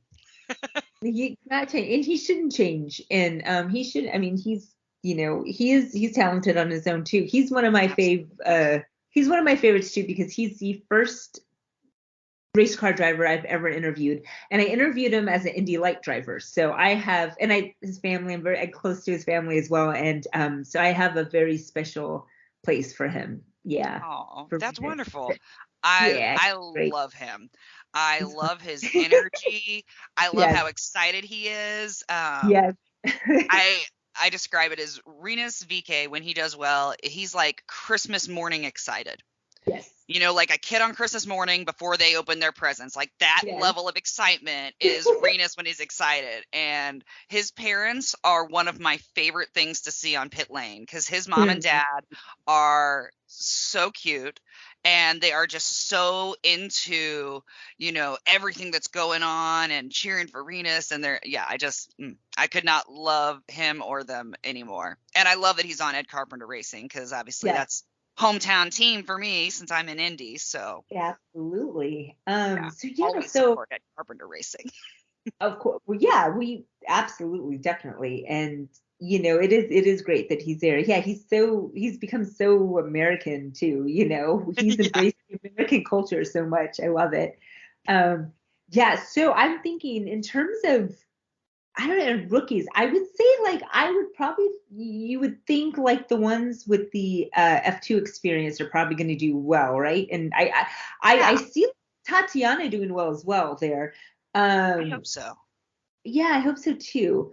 So I hope, because you would think it's a technical track and this is like what they thrive on. So, um, do you have any picks outside of Chip? Okay, let's take Chip Ganassi and Team Penske out of the equation because they're dominating so much. Who? Let's look at like what we would call the mid pack because Yeah. it's like what we say in F1, the mid pack, which is constantly changing now due to regulations. Yeah, like so who are you feeling? Who are you feeling strong So, about? my favorite team is Meyer Shank Racing. Um, and even I say which it was destined to be one of my favorite teams because my last name is Meyer and it's spelled the exact same way. And so, It yeah. is. So Mike Shank and I have this joke that I'm going to sneak my way into the hospitality tent because I'm just going to say that I'm family. I'm just going to show my hard card and be like, no, I'm family. I'm coming in. You Uh, should. You should totally do which that. he always laughs. He's like, you can just come in. Nice.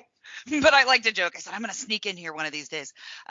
So with it being, this street course that we've gone to for years and years and years, think I think it's possible for Alio to do well because he's run on this track many, many times. Yes, And I also think it's possible for Simon to do well. Um, he definitely. he tends to, have these, kind of some ups and downs. Mhm. And it's like just about the time that you think, maybe I should count him out. Then he comes back and, wins a street course and so I'm like, I could see him getting a podium on this race. I would love to see that. And then I also would like, I mean, just for RLL, I would like to see them do better. I, They had a really you rough just took weekend. the words. Yeah, I was just gonna say too. I think, I think absolutely. They're about their due. They are. They're due. And they didn't have a terrible run at TMS either. It just Their issue. qualifying was, Yes, yeah, set that's them. set him back, way back. But Graham made some. Yeah, Graham was not happy when I talked to him about that.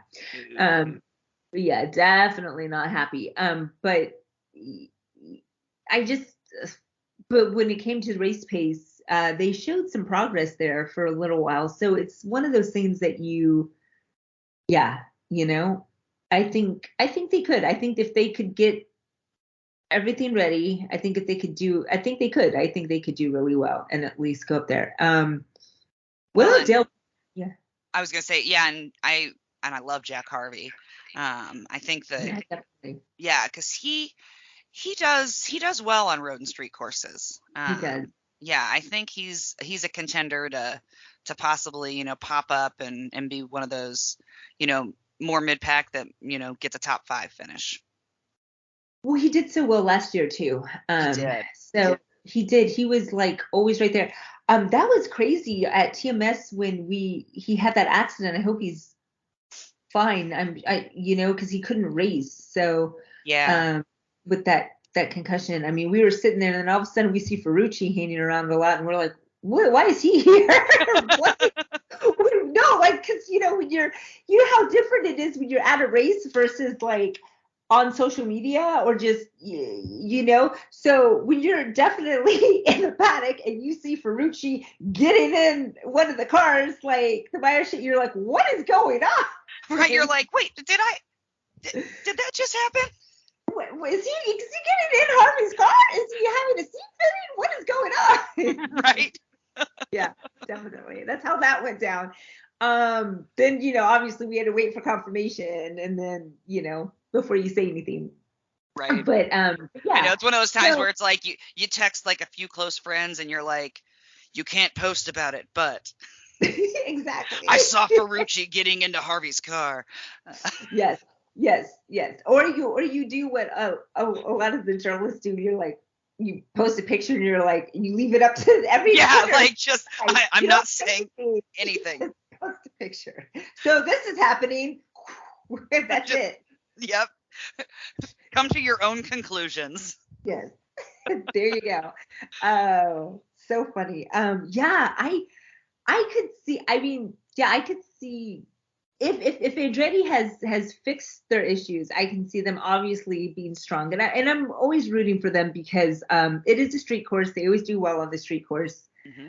Um, we need to see Rossi up there. We need to see Colton up there too. All this F1 talk about Colton, and I'm fine with it, but I mean, uh, that's fine. But for now, we have Colton here, I so I'm kind of the same way. I'm like, let's not forget about the season that we're in right now. yeah, And you know what? And if he goes to F1, like I wish him the best of luck, yeah, and I want him to come back to IndyCar because I just love the kid. I do too. I mean, he's And amazing. yeah, and well, and what I think is really cool, and I can't remember exactly how it was worded, but somebody had it was in an interview with him about possibly going to F1, and for me, it's a pet peeve of mine when there's a driver in IndyCar that that they're like, well, my top goal is F1, because to me, I'm Yeah. like, I love IndyCar, like it's my passion, it's my heart, Mhm. and so I'm like, what, we're not good enough for you, Yes. and not that, and because I don't think that we should really be comparing the two. We're both open wheel series, but Yes. very different. And Yeah. yeah, I mean, as the drivers that have crossed over have learned, like there are similarities, but there's still a lot of differences. And Hmm. the way he said it, he was like, yeah, like this would be a great, bucket list item for me, etc. But he was like, but my home is IndyCar. It was like Yeah. something along those lines. And I was like, thank you. Yeah. It's like he didn't discount IndyCar by saying he wanted to go to F1. And yeah, Right. I'm like, Well, that's, that's yeah. and I like I think that's important too. And and he does. Yeah, I would like to see him doing even better, and I want to see him doing, and I still think he's one of those amazing drivers, but I still think he has some things to learn. He's had to make but let me just tell you, I tend to favor drivers that are aggressive. I always do. I don't know why. I just because they're exciting to watch and you never know what they're gonna. I mean, in my book, you either go at 200% balls to the wall or you don't. Like, you Right. know what I mean? You're either going all in or you're not. But that doesn't necessarily win championships. That's why Pillow is winning, because he's so consistent, he's so calm, Hmm. he's so cool. He doesn't make those crazy errors that people like Colton will make, arenas. But at the same time, I think that, yeah, I definitely want to see Colton dominate more here, Yes. before he goes over there. If he does, by the way, no one knows for sure. F1 is all over the place with if they're even going to allow the Andretti team in there, um, which I think is BS. I mean, it's the Andretti Yeah. name that should be allowed, and it's the history. They should have Global Andretti there. However, it's not up to me. It's up to the FIA and Dominicali. And so they have said they're not so sure yet. So that's so there you go. So there's that. I gotta tell you, I could never do media in F1. I don't have the patience for it. I mean, there's stuff in IndyCar that annoys me, obviously, as I say, I mean, in my day job, I'm a nurse. And so I'm like, there's no perfect job. There's bullshit everywhere. Oh, of Like course. everything has bullshit. There's bullshit in IndyCar that annoys me, but for the most part, I love IndyCar. But I'm like, there is so much bullshit with F1. I'm like, I would lose my fucking mind if I had to do media shit with F1. It's tough. It's a different, entirely different animal than IndyCar for sure. I but at the same time, it's also really awesome. I mean, I've had amazing opportunities. I'm sure.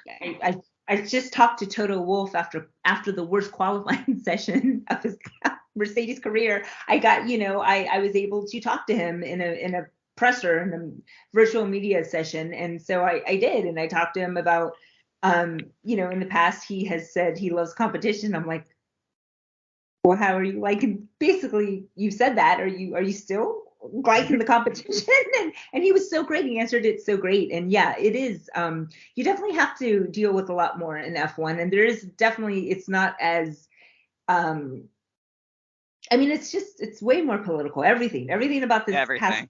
political. Everything was. But I it, I think one of the reasons why I really, really love Roman so much was when I did ask him the question, which I got attacked on YouTube for, whatever.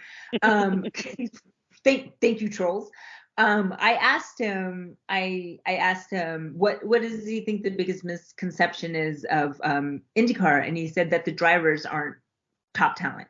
He said that because he said I am here with the best drivers, and that Joseph was like right next to him, and I thought that was so cool that he said that. And it's true. There's this misconception that that IndyCar is not as good, and that the drivers aren't as good, and I don't understand why, because you have drivers who race in so many different series, have so many skills. So in a way, IndyCar is the best because you have drivers that have all these skills versus just F1 drivers. Yeah, I mean, it's definitely the most versatile series. Absolutely. We do street courses, we do permanent road courses, and we do ovals, and not Right. just like one oval. We do multiple types of ovals. We've got a huge super speedway, we've got short tracks, and then we've got a smaller super speedway, and then we've got the in between too.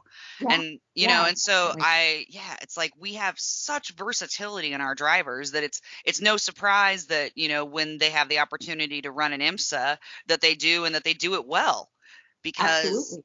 they have had to develop all of these skills. And yeah, that's a great quote from Iran. And Yeah. I heard him say something similar at another time last year as well, and it just warmed my heart. I'm like, thank you for Yeah. recognizing that. He's so happy. He's so happy to be here. And it's not a knock to F1. To be fair, No, not I at always all. want to compare to F1 as well because I love F1 so much. The F1 drivers, I mean, how are they possibly going to do other races when you have 23 races on the track? Oh, there's no way. So and not only that, there are drivers, for instance, like Leclerc has said he would love to do Le Mans. Lando has always said if he given the chance, he said I would definitely want to do the 500 if it worked out. So I don't want to say like the interest is there from the F1 drivers. It's just they can't because of their contracts and because there's no time. Like they're so I mean it's Oh crazy. yeah, they're just they're on track all the time. Yeah, no, and I didn't mean to imply, that No. like, I'm saying but that for my sake because I know how Twitter works, and I know right. you can't say one. Listen, this is the F1 journalist coming in here trying to just, it's very different when you talk about IndyCar. You got to switch to do F1 because you will get attacked for anything. So It's true. it's terrible. Race fans are the best and the worst. Totally, absolutely. But yeah, no, and I have no doubt. I mean, it was cool to see Alonso come over and his first 500, have a competitive run. Absolutely. And I love, bringing more eyes to the sport. But yeah, you're right. F1 is a very busy schedule for those guys. It is. Yeah, it's very busy. So I will tell you one thing real quick that was so fun about Roman after talking to him about because I interviewed him after quality at TMS, and I said, well, you didn't want to do ovals, now you're doing ovals now, are you feeling comfortable? And he goes, absolutely not. I go, are you feeling any more comfortable? Absolutely not. That's what he said. And then I love him. And then he said, but and then he got serious and he said, but I'm doing the ovals because it's part of the championship program and it's part of IndyCar, and he wants to embrace that. And I thought that was so great. And then I asked him, do you miss F1? And he goes, absolutely not. It's perfect. That is perfect. Oh my gosh, that's great. I love him. He is one of my favorite additions to our paddock. I can't get enough of Ramon. Yeah. Between him and Scott McLaughlin with the Bed Bath and Beyond. Bed Bath. I'm like, so now whenever a new like international driver comes, I'm like, have you talked to Scott about Bed Bath and Beyond? That's what right. About it's like, oh my God. I know. Oh, Yeah. I know one of these times, I keep forgetting to, but one of these times, because you know how Bed Bath & Beyond sends out coupons all the time. Oh, yes. I'm like, one Yes. of these times I want to go to the track and like hand it to him, but because I know at first he's gonna think it's like something to sign, like for an Yeah. autograph, and I'd be like, oh no no no, this is a coupon for you for Bed Bath & Beyond. You should. He was, he was, oh my God. And please do it when I'm there. Please. Can we do this? Let's try I that in will May. video. Yeah, okay, yes. I will be. I'm going to film that on my camera, on my phone. Oh, Please. Please. God. You know what? Oh, I'll that's start collecting them. I'll quit throwing them away, and yeah, I'll just start. Maybe I'll have like a nice pack of coupons for him. So give him a coupon book. Oh my God. Bed Bath & Beyond. Oh, Oh yeah, yeah. too So funny. that is too funny. So yeah, so I guess like I said, it's hard to tell. We already know Penske and Chip Ganassi Racing are going to be so strong. I'm really hoping Andretti has it together. I'm also hoping Arrow McLaren can figure themselves out too, because I feel like you really need to up that car for Pato. Yeah. Am I right? I mean, I can see. I want to say one thing about Pato. I think if anything, he did the most with the given his car, because he didn't always have the best car. Like, Chip Ganassi Racing, you're gonna have a good car. And Sure. and I'm not discrediting Pelot, because Pelot is such a phenomenal driver and he earned that championship. But he also has, Chip Ganassi Racing, they have these great cars. And not So, only great cars, you have a team of 4 cars, so you have yeah, twice as much data as Arrow McLaren yeah. SP. And teamwork and strategic teamwork always Yeah. comes into play. So you have that. Absolutely. And you have Scott Dixon. What more do you need on your team? Right? Um, versus you have two young drivers, Felix and Pato. So I really feel I really hope Arrow McLaren can get it together, because Pato definitely, I can see him getting very antsy, very, definitely is interested in F1. He had the taste of F1, and then even though they switched out Colton, I didn't see that coming. Did you see that coming? Where I they did put not see that Colton coming. as a test driver? Because literally, I just wrote an article after after Zach Brown did an interview in St. Pete's, and I wrote an article about the interview he did, and he talked about Pato was it. Pato was it. And then Colton, and all of a sudden, Colton is the new test driver. And I was like, what just happened? Yeah. Yeah, no, I did not see that coming at all. I had the same. I was like, wait, what the hell? Yeah, yeah. And I mean, and I'm okay. I mean, Pato and Colton are both phenomenal drivers. Absolutely. I just thought that was so weird, because Pato has his ties so deep with Arrow McLaren, He does. Well, and I also felt like it was unfortunate for Pato because it's like the Hmm. second time the rug has been ripped out from underneath him. Yeah, definitely. Because Definitely. he had issues with his rookie year with Harding Yes. Racing. He had a spot, and then 2.5 months before the season started, it was like, just kidding, you don't. Yeah.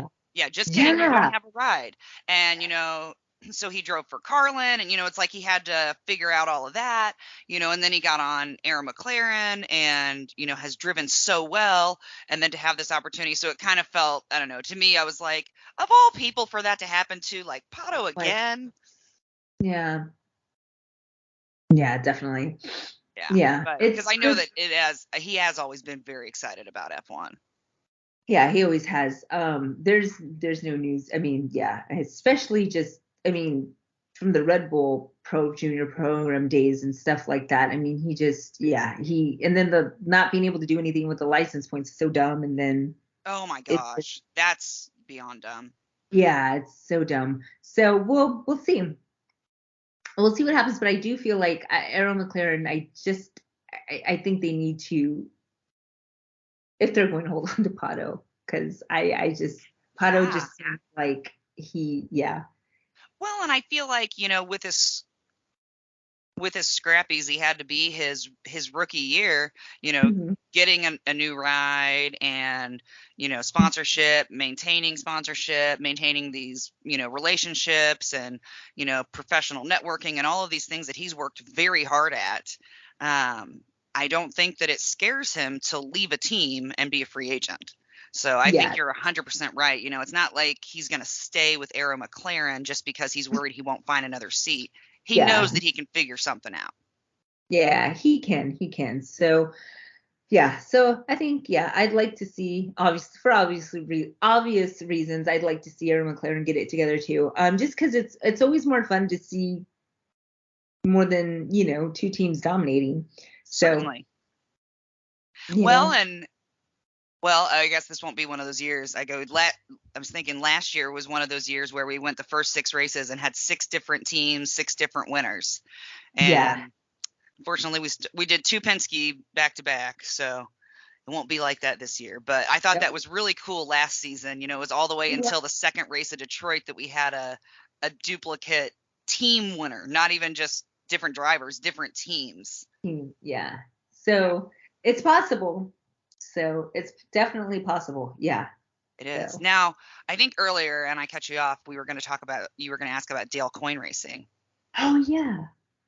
How are we feeling about that? So I big. like Malukas. Yeah, yeah, I do too. And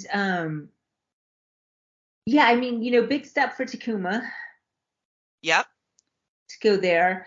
Uh and I mean, yeah, I do. I'm wondering how they're gonna do as well. I would like to obviously I want to see, them doing well also. I'm wondering if because I don't feel like Takuma is anywhere done yet. No. I Um, he has so much like oomph in him. he's got the energy of a toddler. It's Yeah, unreal. Like maybe it's because he is so compact. I don't know. he's Um, compact, compact. yes, and he's so nice. Oh my gosh. He's Um, amazing. I love talking. Every time I get a chance to talk with him, yeah, he's amazing. he is amazing. I absolutely love it. I met one of his fans the year the first time he won the 500, Mhm. and they were sitting in the stands near us, and it was a Japanese American gentleman, and he speaks Japanese and English, and Mhm. so he said he gave me a great tip, and he was like, if you ever get his autograph, ask him to sign it in Japanese. Oh, um, rather than in English. And I was like, oh my yeah. gosh. But yeah, he says he always goes through the line and that he starts speaking Japanese to Sato, and that, he'll always kind of look up and then he recognizes him and then they have their own little conversation. Oh, And I'm like, that's so cool that you have this connection, and he was like, I yeah, root for him, his parents are from Japan. And, but, yeah. but yeah, so yeah, tip to everybody, have Takuma sign in Japanese. That's special. That's really cool. I like that. I mean, and that's got to make Takuma happy too to be like, oh, you went in Japanese. Right? Yeah, Yeah, that's because it's cool. like, yeah, like Yeah, let's really honor who you are as a person. absolutely, absolutely. So, I mean, so I mean, I never rule him out. So, Yeah, although he can be a wild card because yes, understatement. yeah, I mean, he is also Definitely. an aggressive driver. Yeah, And so it's like he could do extremely well, or he could just cause a very expensive day for himself and a few other people. yeah, no, definitely. I agree with that. I completely agree with that. You Yeah, never know where it's gonna go. you don't know where it's gonna No, go. there's no predicting it because there's races that I would have been convinced that he would be the first out and then he wins. And then there's races where I'm like, all right, he's going to do well here. And then he's in like a lap 1 turn 1 incident and I'm like, what the hell? This is you've been driving for how long? How did we not even get through 1 lap? I know. It's so crazy. Ay, ay, ay. Uh, Okay. Okay, so taking Chip Ganassi and Penske out of there, pick your other driver, that wild card. We'll call them wild cards. okay, so I'm going to say I think I'm gonna say Alio because I feel like he's Okay, got cool. a ton of experience on this track, Yeah. and I feel like he's probably pretty butthurt about last weekend. I mean, he was, Oh, it's true. yeah, which I love that anytime he's in an accident, he talks to himself. Like, Yes, yes, I know when he gets off the track. yes, he talks to Yes, himself, which I'm like, I totally do the same thing when I am like frazzled, overwhelmed, mad, etc. Like, I'm like, I just have to get it out so I don't let it out on somebody else. And so it's like he was, and I love that he uses hand gestures too as he's I love his hand gestures. love Love it. him. And so I think that he's going to come back Ah, with a vengeance at Long Beach. I don't think he's going to make stupid moves. I think he's too experienced for that. But I mhm. think that he is going to come in and come in hard. Okay. I'm gonna go Pato because I feel like he wants some redemption. I agree. Yeah, I think he's going to be I a just hope contender. I hope they can get their act together. I do So, too. Well, and but especially just because they've got such great sponsors. I mean, Mission. Oh, th- they have everything, which is so weird too. Have you noticed that like last year when McLaren was doing really well, Arrow McLaren was doing really well too. And there's like this cross because obviously they share things in common because they have Zach Brown as the CEO, and I can't help but think, gosh, McLaren is struggling so much in F1, and man, Arrow McLaren SP is struggling so much in IndyCar. What is going on? What is going on? yeah. It's like, did they clean house on engineers, or it's like what?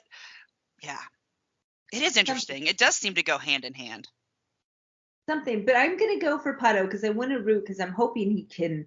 I want to see him do really well, and I want to see Arrow McLaren do really well. I actually want to see Felix do really well too. And Felix, it's just so heartbreaking to Oh, go from pole position to womp womp yeah, engine problems like yeah. I so mean, pole position to a DNF, like, that's his oh, and so yeah. Well, and I know some of the crew on the 7 car, and so it's like I always want him to do well because I know a couple of the guys, and I'm like, yes, let's go. And so yeah, it's like doubly heartbreaking when yeah. when you see something like that for him. Like, no, I love it's not. the Aaron McLaren team. I'm actually good friends with Pato's performance engineer Kate Gunluck. Yeah, Yeah, she's such a badass. You want to talk about badass women? she is a badass. She's also one of the main reasons why after I got bullied hardcore on social media and wanted to quit, she was one of the few people who believed in me and helped support, talk about women empowering women, helped build me up, and I'll never forget that because if it weren't for her I probably wouldn't be here, like honestly. I wanted to give up. I was just like, I'm Right? done, with all of that. So yeah, so I definitely feel for them, and what obviously, when the people behind uh the car and the Yeah. drivers, you obviously, and that's everybody too. We'll just be real, I'm good, really good friends with Pelot's, one of his mechanics I know. I'm too. like, I say that, and then it's like, it's not like I don't have friends on every team, So right? yeah, we have all of them, but yeah, it's just, yeah, it is what it is. There's something special there. So yeah, so hopefully, I Yeah, think, yeah, that's what I'm thinking. I can support that. Oh, I love Pato. He's awesome. Anytime that I've interviewed him, I mean, he's and great. he's great, and he's just got such a great personality, and I mean, just such a great attitude, even if he's not having a good day. Like, he'll be honest about, if things aren't going well, but he still just is this upbeat personality that's almost infectious when you're around him. It's hard to be around him and not smile. Yeah, definitely. He definitely has that effect. Absolutely. Yeah. So yeah. So yeah, well, I mean, I don't know. Hopefully this could be the changing point in the season when we see some of the other teams come in. Yeah. Well, and Uh, especially because he did so well last season. I think that's also part of, Right. I really expected him to come in hot right off the bat because it Me was too. so Me too. close between him and Pillow, and then these first 2 races I'm like, okay, what is going on? What's going on?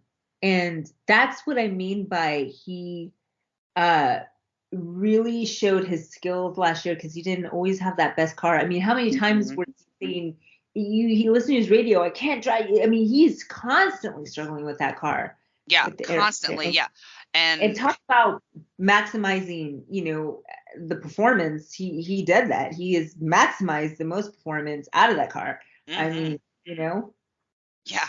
I'm like, I don't think that, yeah, I mean, maybe Scott Dixon could have matched the maximization out of that car, uh, you yeah, know, because it's yeah, Scott Dixon. But like, yeah, yeah, no, definitely. absolutely amazing season for him considering, smaller team, not necessarily the best of everything. I 100% agree that, yeah, he truly showed last year the talent that he has and what a great and versatile driver he is.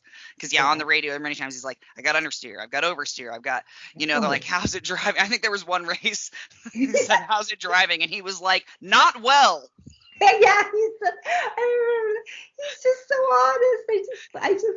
I love that about him. Right. I Like, love how, yeah, just, just, yeah, yeah, how's it driving? And, it's almost like, like shit. It's driving like shit. yeah. So, so true. Oh, So true. Ay, ay, yeah. ay. Yeah. Okay, well, So so Pato for you, Aleo for me. Fingers crossed. fingers crossed. And that's just going outside of I always Yeah. try to do wild cards too, because I mean, they're not Penske and Chip Ganassi, they're not slowing down. So I can't see them slowing down. No, not at all. But it's nice to have some different blood in there, get some different faces in there. And, I Hmm. love a good underdog story. Me too, absolutely. Who doesn't? I mean, I love that too. I think I always tend to root for the underdogs a little bit more, just because yeah, it's always, It is. it's always Well, like and that. neither one of us, I say we talked about him, but I say Renus could also really come and Yeah. have an outstanding show for this race as well. Oh, absolutely. Renus, yeah, don't ever, Don't ever discredit. count him out. No, never. He definitely has that talent right off the bat. And I mean, he's proven himself. Yeah. I think I think it will be up to strategy. I think they've kind of missed the mark a little some on strategy. So I think that's where they need to, Focus a little yeah, more. to focus. I mean, and so it's always a gamble, right? Like, what do you like? You have Pato, who struggles with, they have legit car issues. Then you have Renus, who has like legit strategy issues. So it's like, it's finding that. And That balance. don't get me started on Rossi, who has everything. Gosh. Oh my gosh. Yeah. Strategy and mechanical issues. Don't get me started. Oh, So yeah. So anyway, yeah, yeah. I think that's good. I think, yeah. I mean, it's hard. It's hard trying to find out that. And then you have people like Chip Ganassi and Penske who have everything golden. So Exactly. everything's perfect. Everything's perfect all the time. I know sometimes when they have bad days, I'm like, I don't feel that bad for you. Uh, because I'm like, things go well all the time for All you. the time. It's like, I mean, Yes. it's like, I'm sorry that you didn't have a great day, but I'm not going to lose any sleep over it. I understand. No, I know. I totally, I yeah. mean, not that I say, and I love both those teams, No, of obviously. course. Yeah. No, of And course. But Chip like you could, Ganassi is yeah, one of my favorite people to talk to in the paddock, by the way. He is hilarious. that's great. Yeah. I Asked him love one it. time who he thought would play him in a movie. If there was a movie, if Oh, there was a movie about him, who uh-huh. who did he think would play him? And his first answer was Bradley Cooper. And No barely way. got through it without before he started laughing at himself. And Ah, just that's I'm great. like bent over double. I'm like, okay. I'm like, yeah, no, I can see the resemblance. And then he goes, well, maybe Al Pacino. Al Pacino. Which was a Bradley Cooper and Al Pacino. Which I go, Al Pacino could definitely portray the intensity that Chip has when he's during a race. Yeah, definitely. But Definitely. but yeah, I'm like, I don't think you look anything like Al Pacino, but he definitely could portray that intensity that you have. So funny. But yeah, Bradley Cooper. I'm like, get out of here. Get out of here with that. Oh, Ay, ay, ay. but yeah, That's no, so yeah. All right. Well, I think I've taken up a lot of your time. oh, you're perfect. I could talk all day about IndyCar, about whatever. I could do it all day. So Same, right? I say we probably should have set a time limit. Both of us extroverts, we could just go on and on until right. Long Beach, really. Yeah, seriously. I know. That's so funny. Well, let's see. Any other thoughts or questions you want to bring up before we say goodbye? No, I think we covered everything. We're just, we're gonna head into the third race strong of the season. Yeah, I mean, it's yeah, I just by the way, I didn't say Andretti because I've noted I tried I'm very superstitious and I am like one of those people where like I won't say it, but now I'm talking, so now I jinxed him. But like I try to like I try to like not throw attention and just play it cool with teams. It's because I've noticed if I talk too much about them, they do bad. So Yeah, I've got a couple of drivers that I really like, and it seems like every time I pick them, they do poorly. And so, exactly. yeah, and one driver's PR person that I said, I made a joke. I said, I feel like every time I pick this person, they don't do well, and they literally go, then stop picking them. I'm like, I'm like, I don't think that I really have an effect, but there is that little bit of superstition that, yeah, I get it. I get that. So we'll see. Yeah. We'll see. Hopefully we're pleasantly surprised, right? Yeah, I would love to see that. I would like to be pleasantly surprised at Long Beach. I Yeah, would. I would. I would love to see what would it be, a third win for Rossi? Because he's won there twice.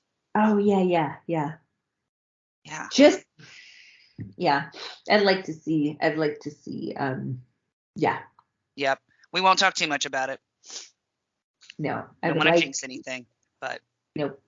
But it could be having a pleasant surprise could I think because I fear the boredom of having like Penske. yeah. Although, I don't think that'll last. I think no, it never does. In IndyCar, it never does. It never does. And that's one of the things I love about it is that even our dominating teams, they don't dominate every single race every single week. It just doesn't happen. There's just too many variables and factors and things that are out of your control. Absolutely. Yeah. So excellent. All right. Well, for everybody listening, again, this is Mandy Curi. You can find her on motorlat.com, and then also she's on Twitter, Mandy with a Y, CTV, and on Instagram, Mandy Curi. Mandy has a Y, Curi has an I. Yes. Oh, I like the way you did that. Nice. I'm going to steal that. You can have it. Perfect. Consider it yours. Yes. Perfect. All right. Well, Mandy, thank you so much. This has been great. Thanks for joining us. Or I guess joining me. Sorry, I'm so used to it being me and Molly. I keep saying we and us. Love it. But yeah, and everybody listening, thanks so much and have a great week. I will. You too. Thank you. Thank you.